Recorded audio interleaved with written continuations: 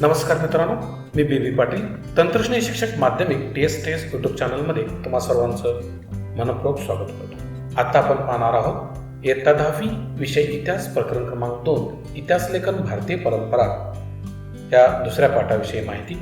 भारतीय इतिहास लेखन विविध तात्विक प्रणाली आपण पाहणार आहोत. भारतीय इतिहास लेखन विविध तात्विक प्रणाली वसाहतवादी इतिहास लेखन. भारतीय इतिहासाच्या अभ्यास आणि लेखन करणाऱ्या सुरुवातीच्या इतिहासकारांमध्ये प्रामुख्याने ब्रिटिश अधिकारी तसेच ख्रिश्चन धर्मप्रसारकांचा अंतर्भाव होता. भारतीय संस्कृती गौण दर्जाची आहे या पूर्वग्रहाचे प्रतिबिंब त्यांच्यातील काहींच्या लेखनात स्पष्टपणे उमटलेले दिसते. वसाहतवादी ब्रिटिश सत्तेच्या समर्थनासाठी त्यांच्या इतिहास लेखनाचा वापर केला गेला. 1922 ते 1936 दरम्यान प्रसिद्ध झालेले केम्ब्रिज हिस्ट्री ऑफ इंडिया या ग्रंथाचे 5 खंड हे वसाहतवादी इतिहास लेखनाचे ठळक उदाहरण आहे. प्राच्यवादी इतिहास लेखन. युरोपमधील अभ्यासकांमध्ये पूर्वेकडील संस्कृती आणि देश यांच्याबद्दल कुतूहल जागृत झालेले होते. त्याबद्दल आदर कौतुक असलेले काही अभ्यासक त्यांच्यामध्ये होते. त्यांना प्राच्यवादी म्हटले जाते. प्राच्यवादी अभ्यासकांनी संस्कृत आणि युरोपमधील भाषांमधील साधर्म्याचा अभ्यास केला. वैदिक वाङ्मय आणि संस्कृत साहित्याचा अभ्यास करण्यावर प्राच्यवादी विद्वानांचा भर होता. त्यातून या भाषांची जननी असणारी एक प्राचीन इंडो युरोपीय भाषा होती अशी संकल्पना मांडली गेली. इसवी सन 1784 मध्ये सर विल्यम जोन्स यांनी कोलकाता येथे एशियाटिक सोसायटीची स्थापना केली. त्याद्वारे प्राचीन भारतीय वाङ्मय आणि इतिहास यांच्या अभ्यासास चालना मिळाली. प्राच्यवादी अभ्यासकांमध्ये फ्रेडरिक मॅक्स म्युलर या जर्मन अभ्यासकाचा प्रामुख्याने उल्लेख करायला हवा. त्याच्या दृष्टीने संस्कृत भाषा ही इंडो युरोपियन भाषा गटातील अतिप्राचीन शाखा होती. संस्कृत साहित्यात त्याला विशेष रस होता. त्याने हितोपदेश या संस्कृत ग्रंथाचा जर्मन भाषेत अनुवाद केला. तसेच the sacred books of the east या नावाने 50 खंड संपादित केले. त्याने ऋग्वेदाचे संकलन करण्याचे काम केले. ते 6 खंडामध्ये प्रसिद्ध झाले आहे. त्याने ऋग्वेदाचा जर्मन भाषेत अनुवाद केला होता. अलीकडच्या काळात प्राच्य विद्यावंतांच्या लेखनामागील छुपे साम्राज्यवादी हितसंबंध प्रकाशात आणण्याचे काम एडवर्ड सईद या विद्वानाने केलेले आहे.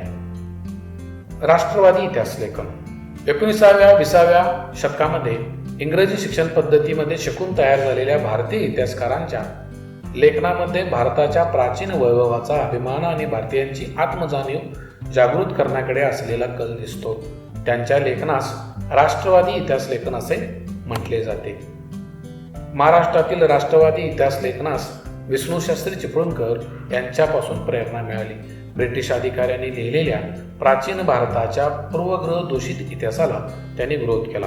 अशा प्रकारे राष्ट्रवादी लेखन करणाऱ्या इतिहासकारांनी भारताच्या इतिहासातील सुवर्णकाळ शोधण्याचा प्रयत्न केला. असे करत असताना प्रसंगी ऐतिहासिक वास्तवाशी चिकित्सापूर्वक छाननी करण्याकडे दुर्लक्ष केले गेले असा आक्षेपही त्यांच्यावर घेतला जातो. महादेव गोविंद रानडे, रामकृष्ण गोपाळ भांडारकर, विनायक दामोदर सावरकर, राजेंद्रलाल मिश्र, रमेशचंद्र मुजुमदार, काशीप्रसाद जयस्वाल, राधा मुकुंद मुखर्जी, भगवानलाल इंद्रजी, वासुदेव विष्णू मिरासी, अनंत सदाशिव आळतेकर ही काही राष्ट्रवादी इतिहासकारांची उदाहरणादाखल नावे देता येतील. इतिहास लेखन, भाषाशास्त्र, व्युत्पत्ती, व्याकरण अशा अनेक विषयावर मूलभूत संशोधन करणारे आणि मराठी भाषेतून लेखन करणारे इतिहासकार म्हणून राजवाडे परिचित आहेत. आपला इतिहास आपण लिहिला पाहिजे याचा पुनरुच्चार त्यांनी केला. मराठ्यांच्या इतिहासाची साधने असे शीर्षक असणारे 22 खंड त्यांनी संपादित केले. त्यातील त्यांच्या प्रस्तावना अत्यंत अभ्यासपूर्ण आहेत. इतिहास म्हणजे भूतकालीन समाजाचे सर्वांगीण समग्र जीवन दर्शन, केवळ राजकीय घडामोडी, सत्तांतरासाठी केलेली कटकारस्थाने आणि युद्धे यांची हकीकती नव्हे असे त्यांचे मत होते.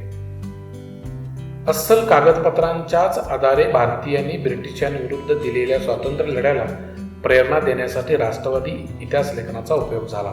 त्यामध्ये स्वातंत्र्यवीर वि. दा. सावरकरांनी the Indian war of independence 1857 1857 ची स्वातंत्र्य संघर्ष या पुस्तकाचे विशेष महत्त्व आहे.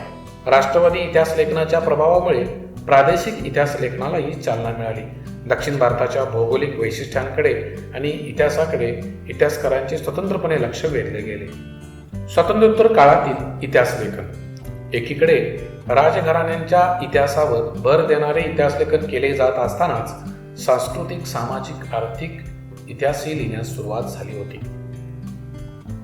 स्वातंत्र्योत्तर काळात समाज, विज्ञान, अर्थव्यवस्था, राजकीय प्रणाली, धार्मिक विचारसरणी, सांस्कृतिक पैलू यांचा इतिहास अभ्यासण्याची आवश्यकता विचारवंतांना वाटू लागली. त्या कालावधीत इतिहास लेखनात प्रामुख्याने 3 वैचारिक प्रभाव आढळतात. 1. मार्क्सवादी इतिहास लेखन. 2. वंचितांचा सबऑल्टर इतिहास लेखन. 3. स्त्रीवादी इतिहास लेखन. तर आता आपण त्यातील एक एक पाहू. मार्क्सवादी इतिहास लेखन. मार्क्सवादी इतिहासकारांच्या लेखनात आर्थिक व्यवस्थेतील उत्पादनाची साधने, पद्धती आणि उत्पादनाच्या प्रक्रियेतील मानवी संबंध यांचा विचार मध्यवर्ती होता. प्रत्येक सामाजिक घटनेचा सर्वसामान्य लोकांवर काय परिणाम होतो याचे विश्लेषण करणे हे मार्क्सवादी इतिहास लेखनाचे महत्त्वाचे सूत्र होते. मार्क्सवादी इतिहासकारांनी जाती व्यवस्थेत होत गेलेल्या बदलांचा अभ्यास केला. भारतामध्ये मार्क्सवादी इतिहास लेखन पद्धतीचा अवलंब प्रभावी रीतीने करणाऱ्या इतिहासकारांमध्ये दामोदर धर्मानंद कोसंबी, कॉम्रेड श्रीपाद अमृत डांगे, रामशरण शर्मा, कॉम्रेड शरद पाटील इत्यादींचे योगदान महत्त्वाचे आहे. डांगे हे भारतीय कम्युनिस्ट पक्षाच्या संस्थापक सदस्यांपैकी एक होते. त्यांचे प्रिमिटिव्ह कम्युनिझम टू स्लेव्हरी हे पुस्तक मार्क्सवादी इतिहास लेखनाचे उदाहरण आहे. वंचितांचा इतिहास लेखन. वंचित समूहांच्या इतिहास लेखनाची सुरुवात मार्क्सवादी इतिहास लेखनाच्या परंपरेतून झाली असे म्हणता येईल. इतिहास लेखनाची सुरुवात समाजाच्या तळाशी असलेल्या सर्वसामान्य लोकांच्या स्तरापासून करायला गेली पाहिजे ही संकल्पना मांडण्यामध्ये अँटोनिओ ग्राम्ची या इटालियन तत्त्वज्ञाचे महत्त्वाचे स्थान आहे. वंचितांचा इतिहास लिहिण्यासाठी लोकपरंपरा हे एक महत्त्वाचे साधन मानले गेले आहे. वंचितांच्या इतिहासाला एक महत्त्वाची विचारसरणी म्हणून स्थान मिळवून देण्याचे महत्त्वाचे कार्य रणजित बुवा या भारतीय इतिहासकारांनी केले. परंतु त्यापूर्वीच भारतामध्ये वंचितांच्या इतिहासाचा विचार महात्मा ज्योतिराव फुले आणि डॉक्टर बाबासाहेब आंबेडकर यांच्या लेखनातून मांडलेला दिसतो. महात्मा फुले यांनी गुलामगिरी या पुस्तकातून शूद्रातिशूद्रांचा इतिहास नव्याने उलगडून दाखवला. धर्माच्या नावाखाली स्त्रिया व शूद्र व अतिशूद्र यांचा होणाऱ्या शोषणाकडे लक्ष वेधले. भारताच्या सांस्कृतिक आणि राजकीय घडणीत दलित वर्गाचा मोठा वाटा आहे. भारताच्या वसाहतवादी आणि राष्ट्रवादी इतिहास लेखनात त्याकडे दुर्लक्ष केले गेले. डॉक्टर बाबासाहेब आंबेडकरांनी ही गोष्ट केंद्रस्थानी ठेवून सतत लेखन केले. त्यांनी केलेल्या विपुल लेखनापैकी who were the Shudras, the untouchable हे ग्रंथ वंचितांच्या इतिहासाचे उदाहरण म्हणून सांगता येतील. स्त्रीवादी इतिहास लेखन. भारतीय इतिहास लेखनाच्या क्षेत्रात सुरुवातीस प्रामुख्याने पुरुष अभ्यासक कार्यरत असल्यामुळे भारतीय इतिहासातील स्त्रियांचे स्थान आणि त्याची कामगिरी हा विषय तुलनेने दुर्लक्षित राहिला होता.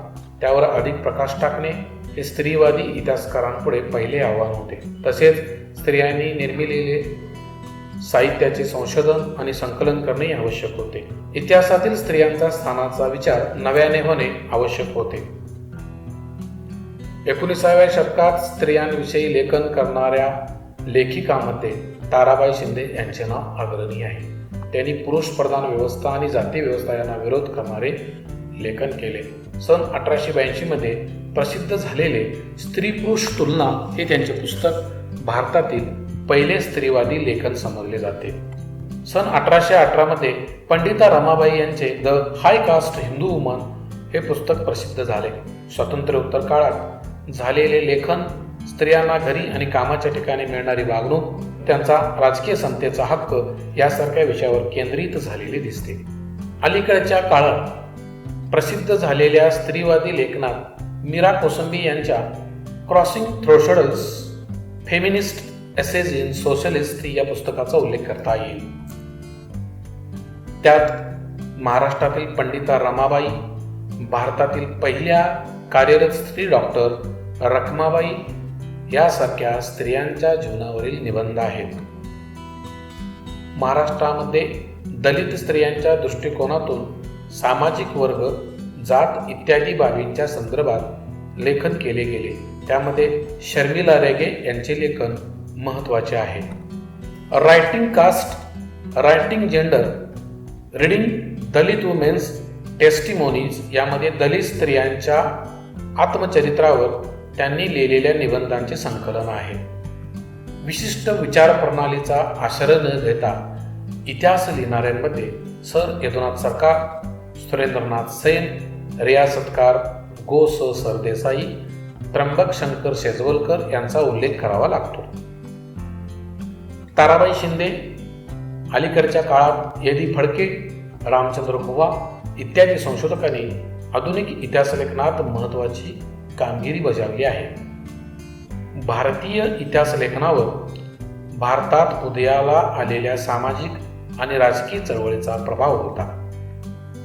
त्यांच्या बरोबरीने भारतीय इतिहास लेखनाची परंपरा स्वतंत्रपणे आणि समृद्धरित्या विकसित होत गेलेली दिसते. माहीत आहे का तुम्हाला या सदरामधील माहिती आपण घेऊया मित्रांनो. ऐतिहासिक साधनांबद्दल अल्बेरोनीने विविध ज्ञानशाखांमध्ये भारतीयाने केलेली कामगिरी आणि भारतातील समाज जीवन यासंबंधी माहिती अरेबिक भाषेमध्ये लिहून ठेवली. पुढील काळात असे अनेक परदेशी इतिहासकारांनी भारताविषयी माहिती देणारे ग्रंथ लिहिले. त्यातील हसन निजामी लिखित ताजुल मासिर, मिनाज ई शिराज लिखित तबाकत ई नासिरी, अमीर खुसरो यांचे विपुल लेखन तुजुक ई तिमुरी हे तैमूरलिंग याचे आत्मचरित्र, याह्या बिन अहमद सरहिंदी लिखित तारिक ई मुबारक शाही यासारखे ग्रंथ महत्त्वाचे आहेत. त्यांच्या लेखनातून आपल्याला भारतातील मध्ययुगीन कालखंडासंबंधी महत्त्वाची माहिती मिळते. परदेशी प्रवाशांनी लिहून ठेवलेले वृत्तांतही भारताच्या इतिहासाची महत्त्वाची साधने आहेत. इब्न Battuta, Abdul Razzaq, Marco पोर्लो, निकोली कॉन्ती, Barbosa आणि डॅमिंगो स्पेस हे त्यापैकी होत. त्यांच्या लेखनातून मध्ययुगीन भारतासंबंधीची ऐतिहासिक माहिती मिळते. ईश्वरदास नागर, भीमसेन सक्सेना, खाफी खान आणि निकोलाई मनुची हे बादशाह औरंगजेबाच्या काळातील इतिहासकार होते. मोगल काळातील इतिहास समजून घेण्यासाठी त्यांचे लेखन अत्यंत महत्त्वाचे आहे.